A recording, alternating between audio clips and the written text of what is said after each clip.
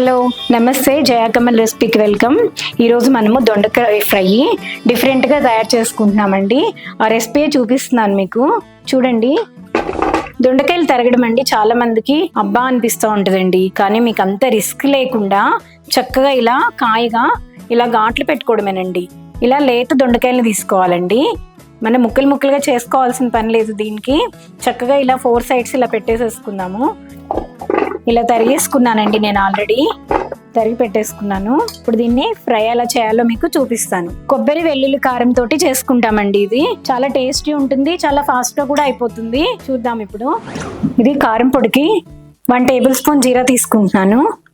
చిన్న కొబ్బరి ముక్క అండి, ఎండు కొబ్బరి ఇలా పీసెస్ చేసేసుకుని వేసేసుకున్నాము.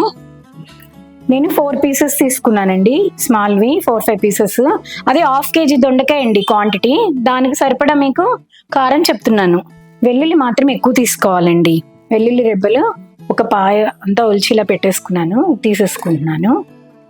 అండ్ చిన్న ఆనియన్ ముక్క, కొంచెం పసుపు అండ్ 3 టేబుల్ స్పూన్ కారం.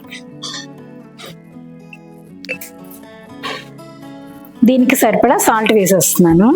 ఇప్పుడు దీన్ని చక్కగా పేస్ట్ చేసేసుకుందామండి. ఫైన్గా పేస్ట్ చేసుకుని వస్తాను. పేస్ట్ రెడీ అయిపోయిందండి.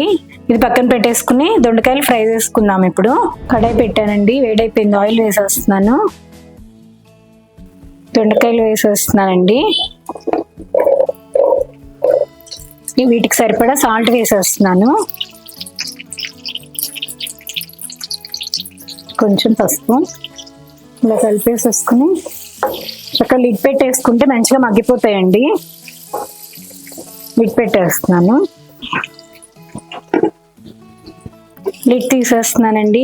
చూడండి, దొండకాయ ఇలా వేగిపోయింది, చక్కగా మగ్గిపోయింది. ఇప్పుడు దీంట్లో మనము చేసుకున్న పేస్ట్ వేసేసుకుందాము. చక్కగా కలిపేసుకోవడమేనండి.